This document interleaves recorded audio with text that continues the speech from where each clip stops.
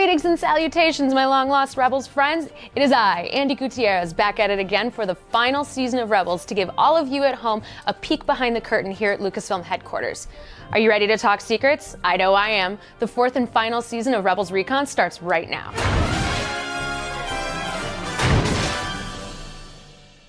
After receiving a tip from Rebel spies at the Capitol, the crew embarks on a mission to Mandalore to rescue Sabine's father from an Imperial prison. Sabine, you are my daughter. But the Empire reveals a weapon built by Sabine during her Imperial past that forces the crew and their new allies to take action and destroy it at all costs. For Mandalore. For Mandalore.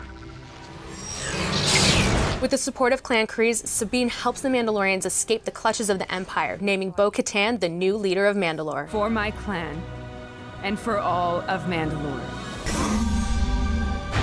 In this week's episode, the Rebels returned to Mandalore and found out that you can't always go home again. I sat down with the cast and crew to talk about the return to Mandalore, Sabine's role in creating the Duchess, the return of Bo-Katan, and more. Check it out.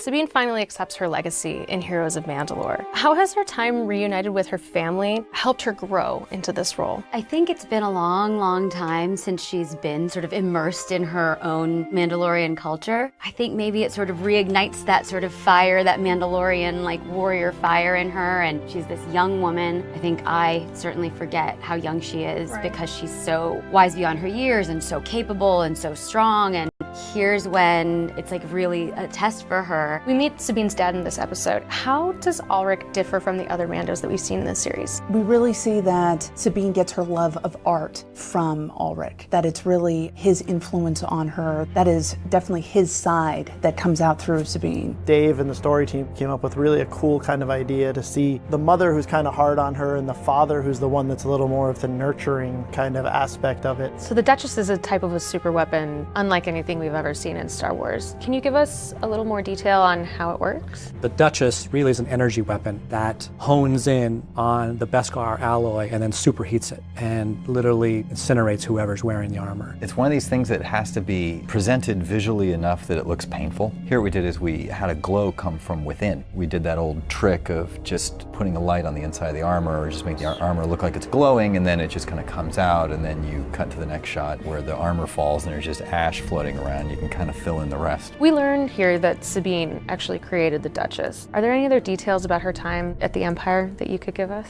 I think that she's a very competitive person, so she probably wasn't really thinking, as she says, that she made some bad decisions, but she's probably at the top of her class. So she's willing to take on a challenge that no one else would and then succeed at it. She's a munitions expert, and at the time she did as she was told. You know, she was a soldier in that regard, and having no idea the scope of the weapon she was developing, and of course who it would be used on. So for her to then see it actually be utilized against her own people is, I think it's just beyond devastating. We're learning more and more about Sabine and sort of the things that she had to do, and I think it really enriches her story a bit because you really see how she's struggling against trying to basically right her wrongs in a way. We see more armored Mandalorians in the final scenes of this episode than we've ever seen before. How did you go about creating the look of the armor for each of the clans? Every single designer had to design quite a few armor variations for that episode, which was really fun because it's Mandalorians. But we all kind of worked together because we wanted all the clans to be similar, right, to each other. It's a lot of how quickly can you turn around things that look varied without having to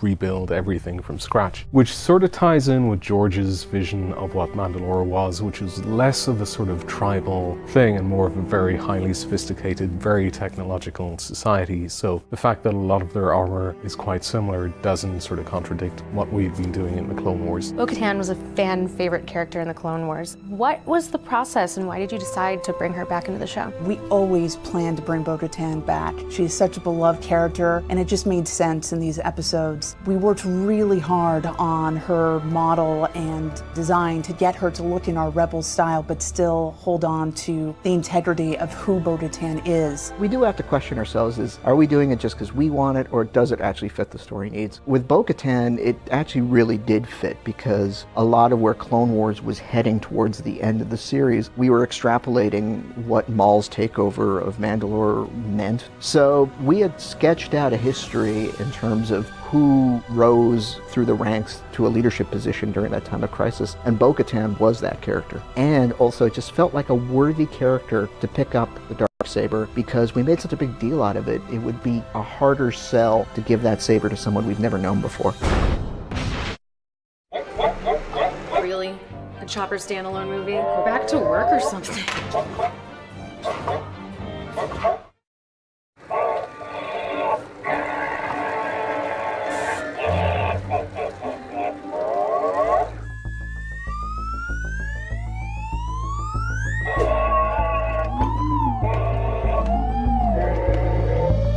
Of course we replaced you. You were in that meeting for like 7 months.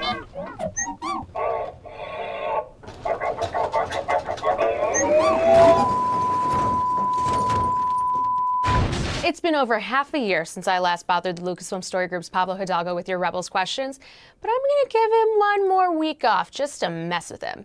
But if you have any questions about Heroes of Mandalore, tweet them to @StarWars using the hashtag RebelsRecon, and we'll answer what we can online. And now, as a special gift to you, here's an exclusive first look at next week's two-parter, In the Name of the Rebellion. Enjoy.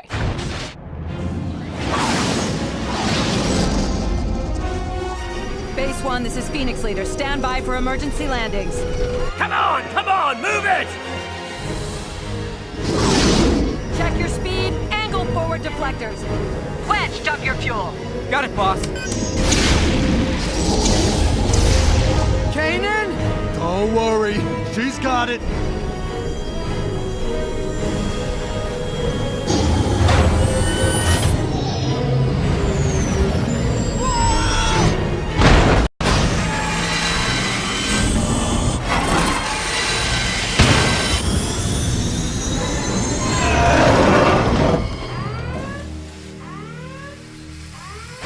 Thanks for watching Rebels Recon. We'll be back next week with a brand new episode. Need more Rebels info? Check out the episode guide for Heroes of Mandalore right now on StarWars.com.